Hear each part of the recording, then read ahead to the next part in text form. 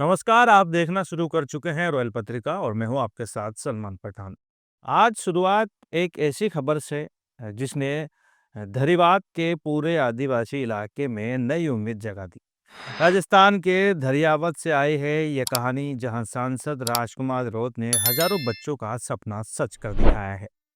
धरियावत के लोहागढ़ स्कूल में खुली है वीर कालीबाई डिजिटल लाइब्रेरी। सिर्फ एक इमारत नहीं, ये आदिवासी समाज की नई पहचान है जहां अब बच्चे कंप्यूटर पर पढ़ेंगे, डिजिटल किताबों से सीखेंगे और इंटरनेट की दुनिया से जुड़ेंगे। मंच पर मौजूद थे विधायक, सरपंच और भारत आदिवासी पार्टी के नेता। और उस भीड़ में गूंज रही थी सिर्फ एक आवाज, अब शिक्षा भी हमारी और दिशा भी हमारी।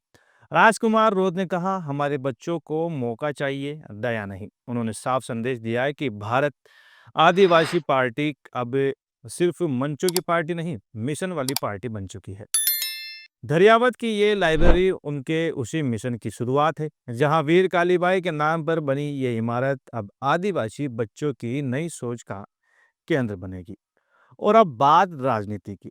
रोध ने अंता उपचुनाव पर बड़ा बयान दिया है। कहा है, हमारा वहां कोई उम्मीदवार नहीं है, न किसी को समर्थन दिया, न किसी से मांगा।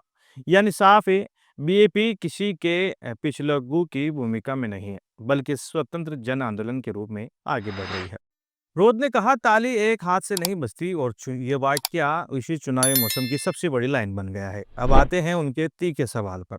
उन्होंने बीजेपी पर निशाना साधा और बोले, बिरसा मुंडा की जयंती मना रहे हो लेकिन उनके विचारों को कहाँ उतारा जीवन पर। एक तरफ मंच पर बिरसा मुंडा के नारे, दूसरी तरफ गरीबों की जमीन हड़पने की साजिश है। राजकुमार रोध ने कहा, धर्म की चटनी चाटने से काम नहीं चलेगा। जनता को चाहिए जल, जंगल, जमीन और रोजगार। उन्होंने सरकार पर तंज कसते हुए कहा, रोजगार गारंटी के आदेश तब आते हैं जब नेता दौरा करते हैं, भीड़ दिखाओ रोजगार नहीं। उनका कहना था, प्रधानमंत्री आए तो मस्टोल खुले, मुख्यमंत्री आए तो मजदूर बुलाए, लेकिन जनता अब सब कुछ समझ चुकी है। रोत का लहजा सदा हुआ था, लेकिन तीर सी बातें सीधी रही। उन्होंने कहा, हमारे विचार मजबूत है, हमारी नीति साफ है, हम जनता के लिए खड़े हैं डटकर।